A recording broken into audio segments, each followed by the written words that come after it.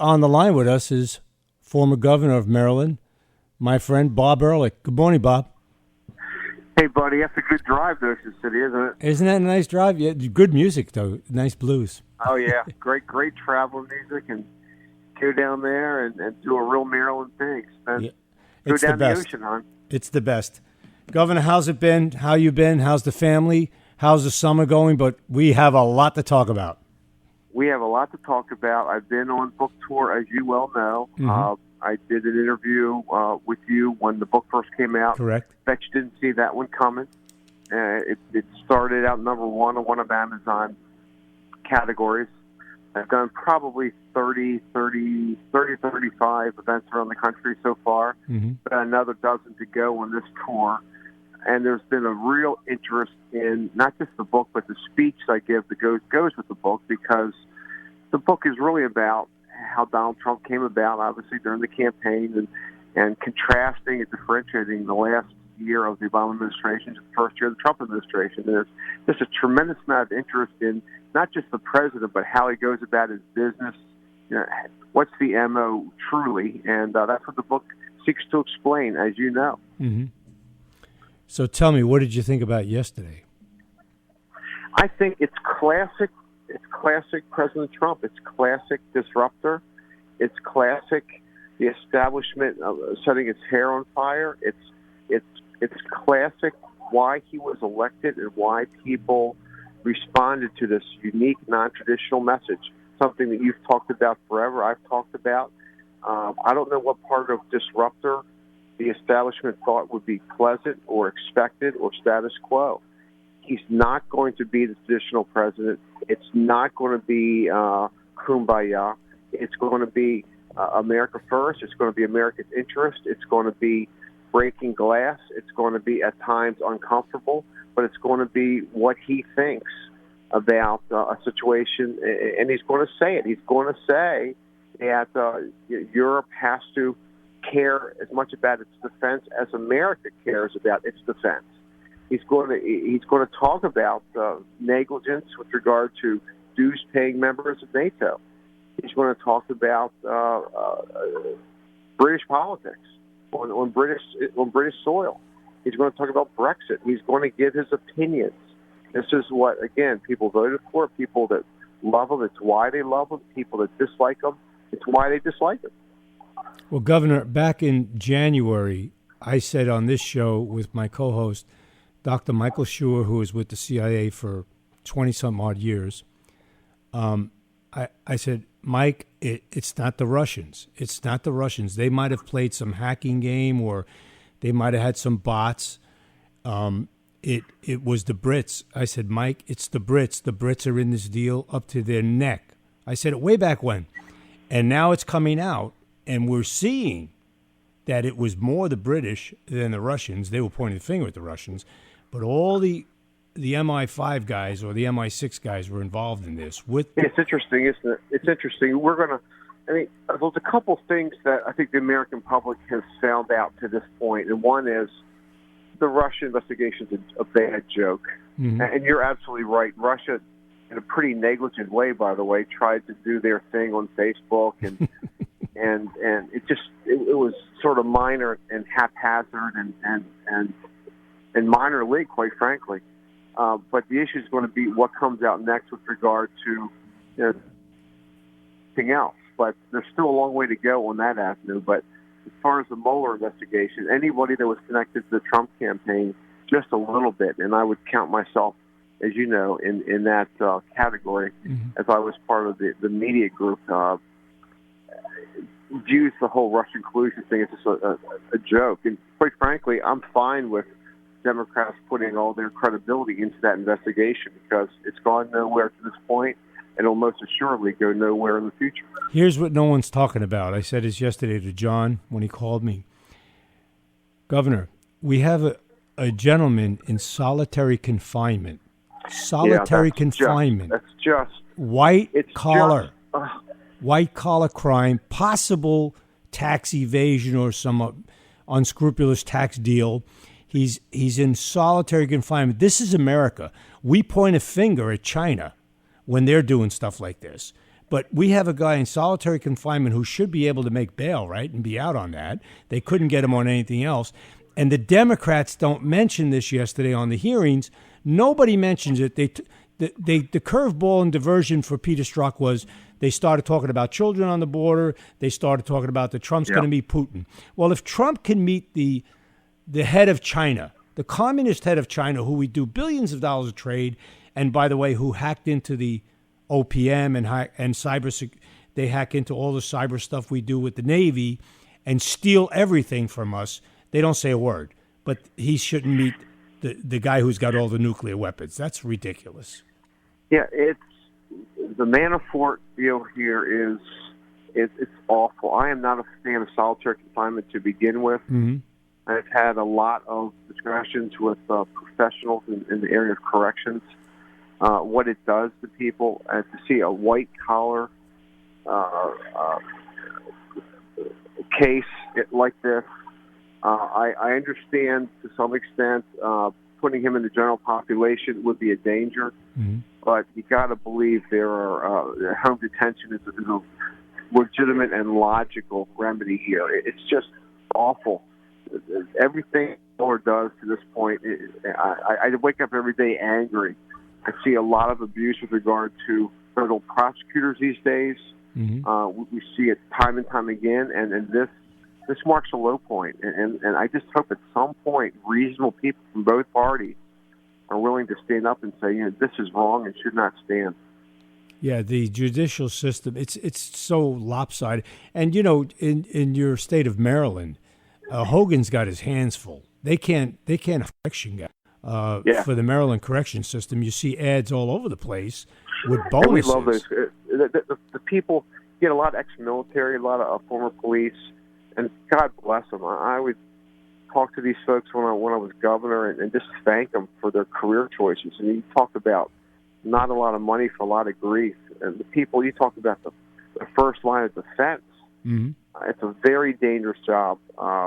Again, you have a fair amount of ex-military willing to do this, and God bless those men and women, I'll tell you. So tell me, in the world of the EU, what do you think? I see, and this is what I see. I mean, I want to see your opinion, or listen to your opinion. I see the guys in the EU looking at us, the citizens, saying, hey, we want a Trump. Did you notice that? It's happening in Italy and France. It's kind of interesting, isn't it? Yeah. That's a multifaceted question. First, with regard to the Brits, my friends in London, my British friends, aren't necessarily great fans of May, but they think she may be the best bet to hang on for. By the way, I'm on a train, so I apologize for the background noise there. Okay. She may be the best bet in the intermediate term for the next year or two to shepherd this Brexit. The issue is going to be what it looks like, whether it's going to be closer to the hardline Tory stand or not. I don't have a strong opinion about that, quite frankly, but you're right. There's a populist strain going throughout Western Europe. We've seen it now play out. Obviously, President Trump is example one here, but there's a lot of people saying, the old way of doing things, the old establishment, the old status quo, the old assumptions, they're not working. They're not working, and let's try something different. It was really interesting to me the other night. I just for a few minutes turned on MSNBC and CNN to see the reaction from members of the establishment, by the way, both parties, with regard to what the president has said and done in Europe. And it's fascinating because they still don't get the fact that he's a different guy.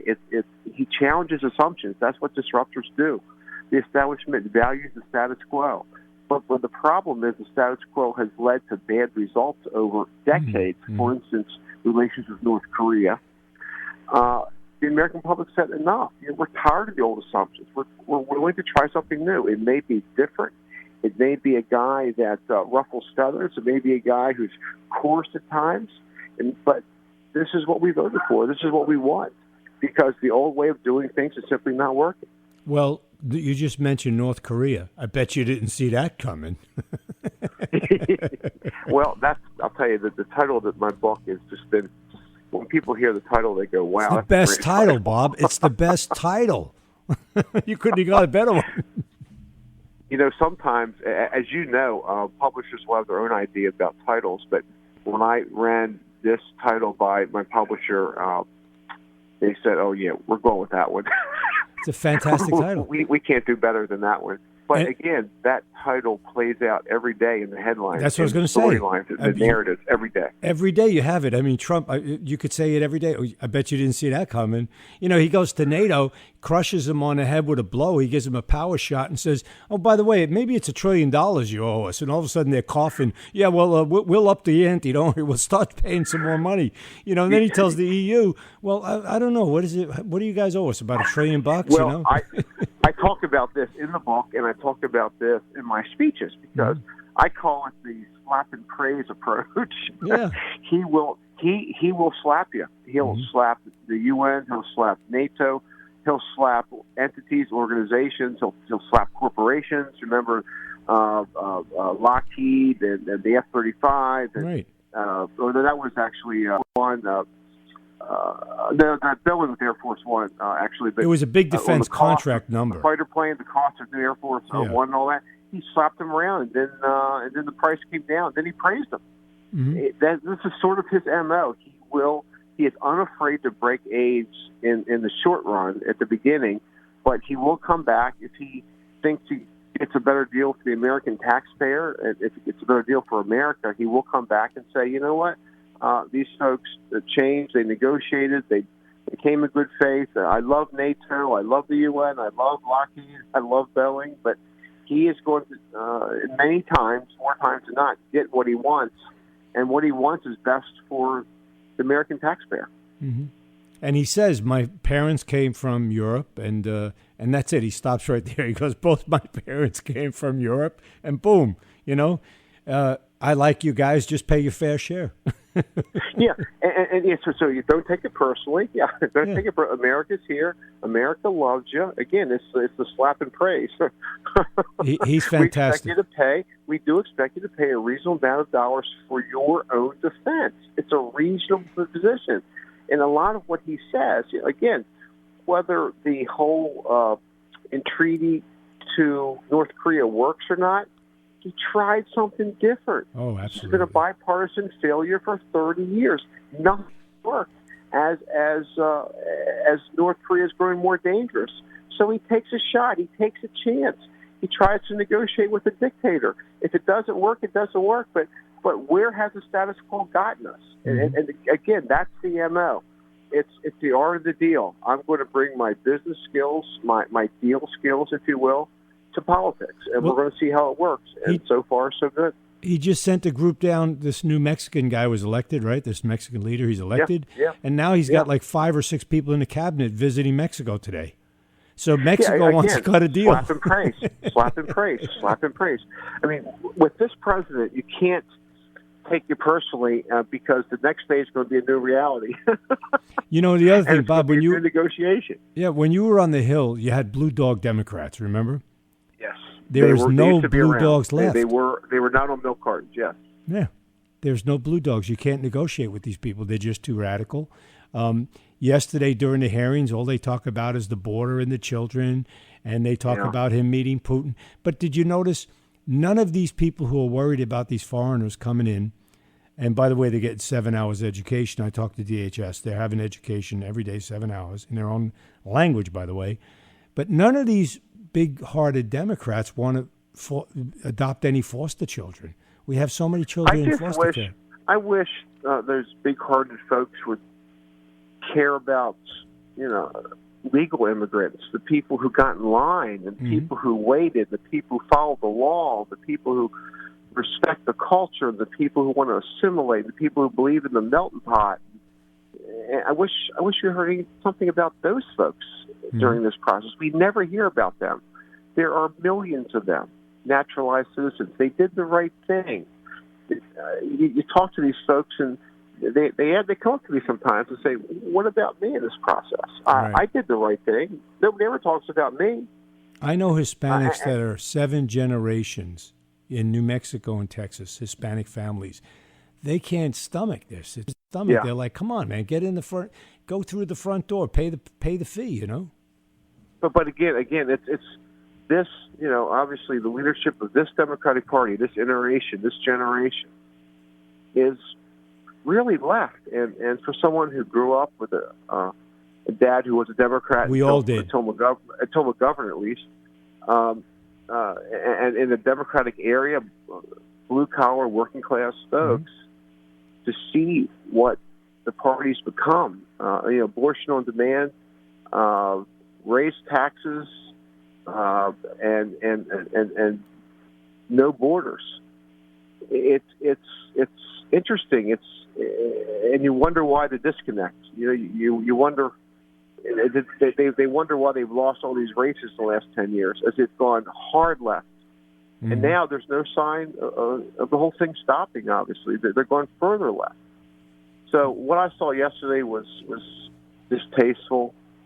If the shoe was in the other foot, can you imagine if Hillary Clinton would have been the victim of all this? Can you imagine what they would have said? Well, look what happened with the IRS. The IRS went after the Tea Party. No one did anything. Yeah. She got a pass. She got a pass. She kind of took the fifth and took a pass. Yeah, everybody got a pass on that side. Lowest learner. Gosh. And they armed the IRS. What did they need guns for? And it worked. And the thing is, people forget, it worked. Lowest learner's mission to slow down those conservative nonprofits prior to an election year, that worked. President Obama won again. So she was very successful. Mm-hmm. And that was collusion. Collusion. Yeah, talking about collusion. That was government at its worst. And, sometimes in our party we go overboard on government because the government is the United States Marine Corps. Mm-hmm. And the government is, most of the incredible folks at the FBI and the CIA and the people who keep our infrastructure going. I mean, there's a lot of good government. There's a lot of good people. God knows, the governor of Maryland, you go to NSA and you go to all these federal facilities and you see career people who believe in the country and have done a great job. So I don't beat up on government. No, I beat up on negligence. Right. I beat up the way you saw yesterday. And abuse, by the way, and waste and abuse. You saw an FBI agent who just he was a rogue. He was a rogue FBI agent. Do I believe that reflects the FBI? No. Do I believe there were some serious shenanigans at the upper levels of the FBI in this campaign with regard to that candidate and this president? The facts are plain as day. By the way, I just want to compliment Anne Arundel, Maryland Live. Have you been around that area lately? I'm sorry. Have you been around Anne Arundel, Maryland Live Casino in the neighborhood? Have you been in that area lately? I have, yes. Okay. Not lately. Okay. I have a friend of mine that works at Meade, and he just bought a place right close by there. Mm-hmm. The townhomes are super expensive, but the place is just popping with economic activity. Oh, my God. Well, that was the last BRAC. We had a very successful series of BRACs, base closing episodes. I think the last one was when I was governor, and Fort Meade and APG in Harford County and Pax River and St. Mary's County. Maryland has been a big winner with regard to the BRACs over the years, and a lot of people come here and they love Maryland, and so you've seen an explosion of economic activity, residential development around these military bases. They are a huge part of Maryland's economy, a major, major part. Not just the jobs themselves, but the businesses they generate, the vendors that come about because of business activity on the base. Mm-hmm. So Maryland is heavily dependent on the federal government. It's heavily dependent on defense. Right. But Anne Arundel, I was shocked. I haven't been there in a while. Just, 8 months. But in 8 months, the growth and the townhomes just springing up all over. By the way, these folks have to live somewhere. Yeah. By the way, one day we got to meet out there. They have a fantastic pizza place they just put in. Okay, it's great Italian food and pizza. Really, really, right next to the base. It's really maybe we'll visit the casino for a few minutes too. Yeah. It's I love the area. It's a good friend of mine. He's got 7 kids. He's living out there. He moved up from down in Chesapeake area, Virginia Beach. defense contract work. So he moved there because he's transferred. But it's a great job what they're doing. The other thing I want to say about Ellicott City, while I have you on the line, if they can actually move the old town like you do with these Hollywood sets or Disney World, just pick it up, move it, and put it in another place so it doesn't flood again. You know, the cost is enormous. Ellicott City is a beautiful place. I grew up about 15 minutes from there. But we've had the flooding issue over many, many, many, many years there. It's just nothing new. Yeah, but it's just, you got to move it. Just make it, put it in another location. You know what I mean? So it doesn't cost a fortune, and people don't have to spend all this money, and insurance companies jack it up on you, because you never know. No. You never know when the next flood's coming. You know what I mean? Listen, it's been a terrible issue, and the Corps worked on it for many years. But again, as a Southwest Baltimore person, I've seen it many times over the years. Governor, we're running out of time. I got to thank you for coming back on. We'll be together again, but in the fall. Thank you so much, Governor Bob Ehrlich.